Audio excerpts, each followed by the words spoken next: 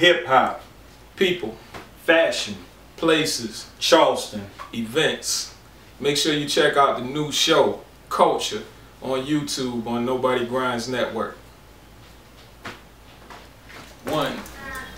Welcome, ladies and gentlemen, the first episode of Culture. I'm PD, this is my co-host, J Vibe. How you doing, everyone? Word up. So, it's a dope show, man. This is the first episode, so I'm gonna talk to my partner here and let y'all know who he is. So, tell the people a little bit about yourself, man. Of course, like I said, name is J Vibe, Grip Entertainment. I'm an artist, musician, do some hosting, host a radio show also, Those to Watch Radio. So yeah, I'm just grinding, working hard. Word up, word up. Yes, sir. Yes, Make sure y'all get that Soul Hop, you know what I'm saying? Tell them where they can get it from. You can download Soul Hop at www.gripentertainment, that's GRIPP entertainment.com. Just go ahead, donate somewhere between $3 and $5. You can choose. You'll get Soul Hop, the CD as a whole, or the project as a whole, and also you'll get a video also that was actually shot by a PD called Prisons on it also. So yeah, make sure y'all get your mind right. Go get the project. GripEntertainment.com, baby. That's what it's about. You know what I'm saying? And you can tell them a little bit about you for the people who who don't know. I'm just saying, I don't know nobody who don't know me, so I don't need no introduction. You know what I'm saying? Nah, I'm tripping. I probably need the most introduction, but I'm P, CEO, CEO of JIG Music Group, an artist myself. Me and Vibe make up the Whackness dope CD that's out. Make sure y'all get it. And just a regular hustler, normal grinder. That's what we is.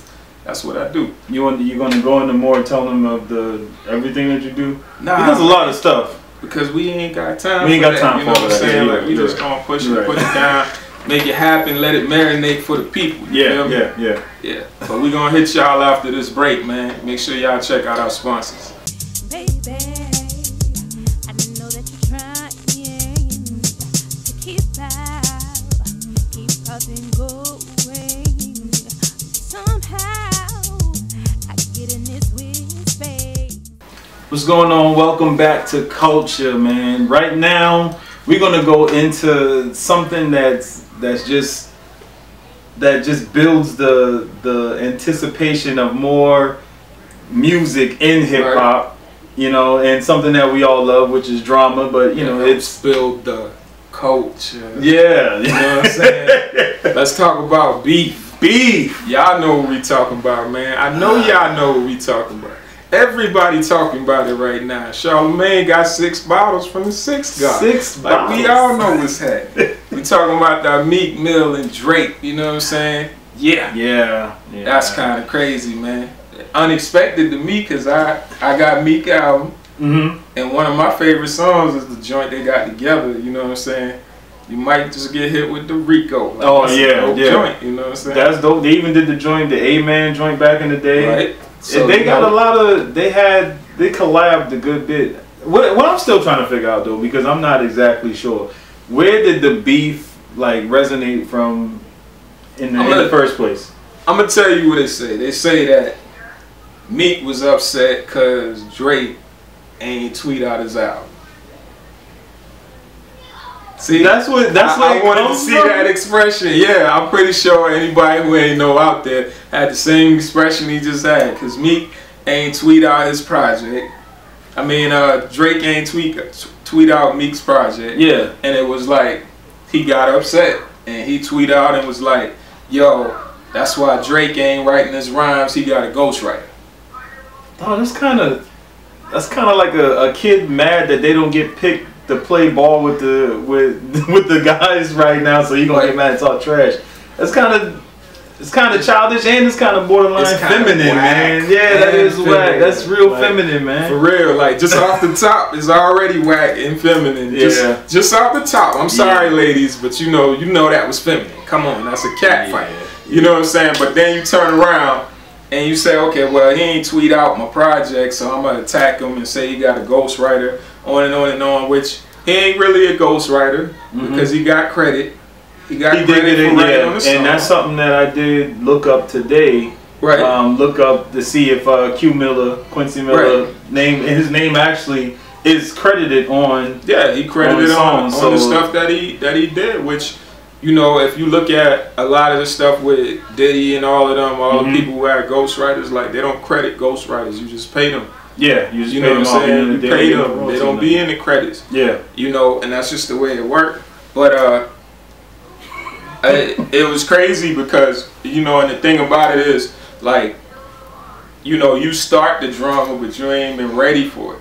Yeah, yeah. And that's what it really looks like overall, bro. It looked like he thought that Drake wasn't going to say nothing back when he did that. Yeah, maybe he just thought like he could just put that out there.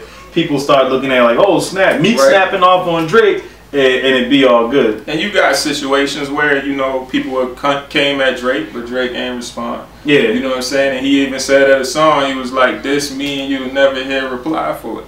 You know what I'm saying? But hey, y'all forgot one variable. One variable. This nigga got Nicki Minaj. Yeah.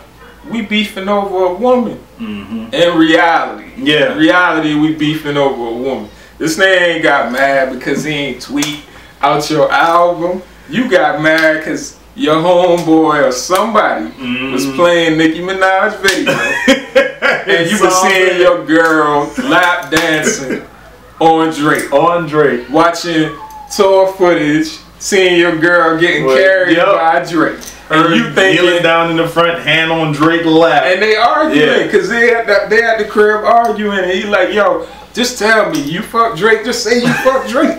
And she keeps saying like, I never fuck Wayne, never fuck Drake. She put that in the song, man, fuck's sake. And she just keep repeating that line. Matter of fact, in one song that, and this is what I heard, like during a performance at a show, she was about to perform the song, and I think it was an award show. She was about to perform the song with Drake and Wayne, the same song you was just singing. And they said that she looked over at Meek, and then Meek like gave the head nod, like, yeah, it's okay, go ahead and, you know, perform the song like that.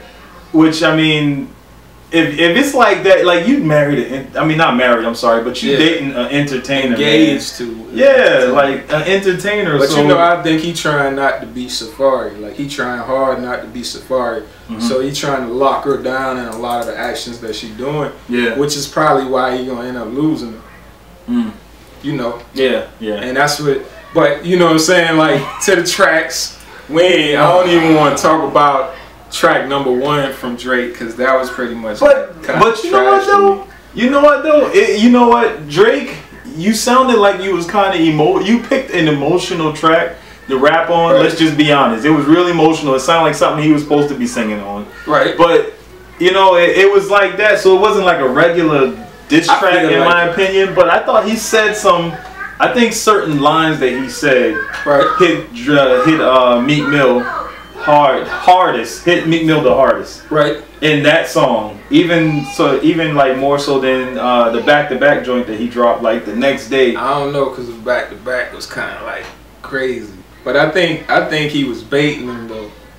I think you know like when you a fighter and you trying to bait him, you trying to get him to come into that corner, and you like throwing little shit out there and trying to get them to come hard to you. I think he just threw that out there like, hey, that's bait. Yeah, I'm trying to catch the big fish, and you know what I'm saying, when he ain't bit, then it's like 4 days later, like, let me hit you with back-to-back. Yeah. And really hit you with some lines like, boss bitches, wife and niggas.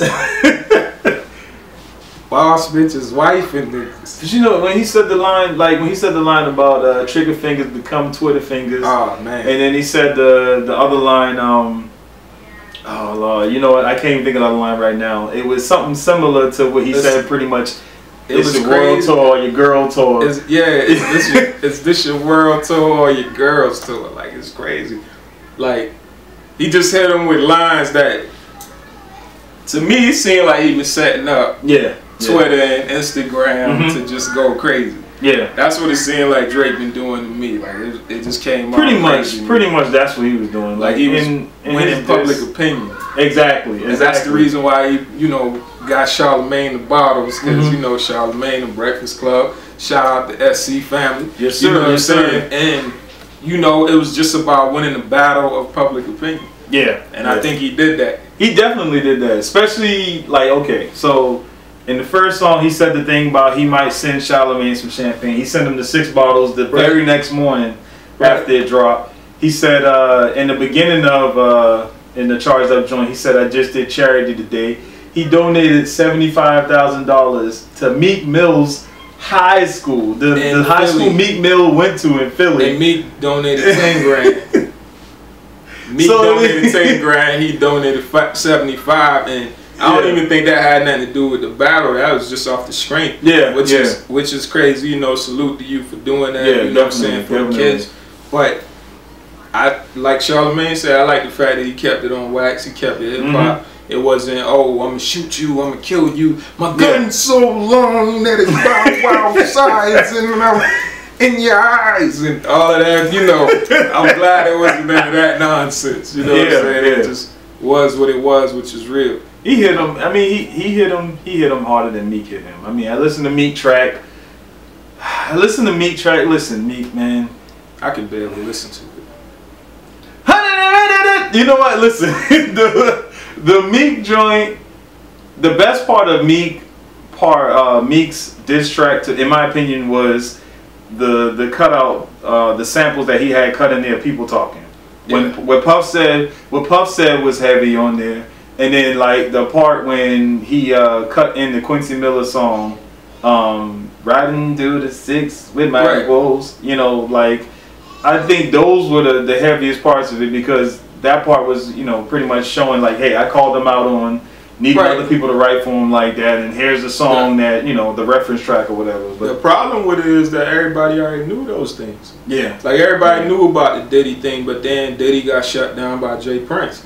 So you can't really, as Diddy, even puff your chest up if another man say, I'm sending out a warning shot. Don't touch Drake. Like, you can't even say nothing else. You know what I'm saying? And that's Jay Prince. You know, shout out to Jay Prince. Yeah, Jay Prince is heavy. That's one of my influences. You know what I'm saying? Yeah. But this man done told you straight up, like, you ain't touching Drake. So whatever little scuffle you got into, which I'm sure wasn't as bad as it was, because they say T.I. hit Mayweather. I doubt T.I. hit Mayweather. I'm pretty sure he swung. Yeah, but I doubt that he hit him. But then he was on the show talking about, you know, like, acting like he really hit him. Like, come on, dog. You wouldn't last a few minutes in the ring with Mayweather. You couldn't, Let's be real. You would not last at all with Mayweather. Yeah, so I think, you know, it was stuff people already knew.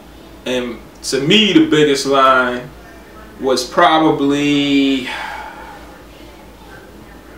You know what? Fuck it. He ain't had no big line. You know what was good? The Undertaker and the beat. The Undertaker theme with the beat was The Undertaker and the beat. But check this though, like, okay, so I felt like when I was listening to it, I just got the idea of, okay, so now in the beginning he's going to call his bluff and stuff like that with the track and everything. He got people talking on it on certain parts and stuff like that. He's saying stuff right quick in between and everything. And right at the end, the beat switches. Right. And when the beat switches, and he starts rapping, he said something, this 50 Cent and Ja Rule. I thought he was about to just snap, because the beat that it switched to was dope. He been showing that it was a snap. He was showing that it's a part 2. And if you look on his Instagram, like, he got a video up where he, like, rapping, like, he really snapping. You know what I'm saying? Like, on the Instagram. And I'm thinking, like, why you ain't put that? But it's too late now, because you put that up, you can't be too down and put out a losing. You know what I'm saying? Like, now you 3 down. Like, you know what I'm saying? Like, even in NBA standards, it's hard to be 3-0 and come up and win the championship. Like, that just don't happen. So guess what? The internet and radio already gave Drake his win, because look, even if he ain't taking it now, like, oh, I won, which he did.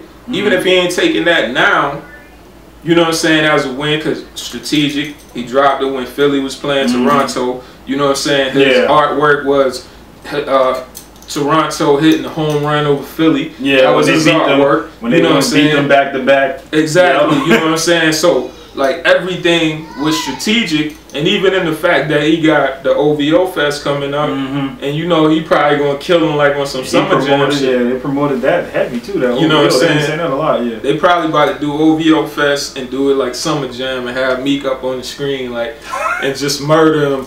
And then the whole thing is that the net was telling him like, yo, if he hit with 3-peat, so and if he start 3-peat and be like, hold up, wait a minute. Y'all thought I was finished. Yeah. Like it's over, especially if he do the intro beat and just kill it. Like it'll be over. It'll be no way Meek Mill could possibly come back, period. Like I don't see him coming back now. I don't either. But I'm a fan of Meek, I'm a fan of Drake, so I'm a fan of hip hop, so I wanna hear something real come from the other side. Yeah, yeah. Cause right now I feel like he just put out some trash. Like that he should have strike first with that. Yeah. Like just playing around, like set up the this is my first thing. Like you don't even write your song, and that should have been how he initially said Drake don't write his own lyrics. Yeah. And then Drake would have immediately had to come out with whatever he back to back, but he would have had to name it something different, and then Meek could kill him with whatever he had next. But how you start a war you ain't even planning for it? And that's the part that I don't get. Like how you let the man get too up on you and you started it. But just in my opinion, I think that when he dropped the song that he dropped, like just from what people got from it, made it super weak because they didn't get that much from it, and they already had Drake kind of laid back rapping and then Drake hype rapping. Right. So now you at a point where you gotta kind of, if you're gonna try and do the laid back approach initially, you gotta give them the hype you.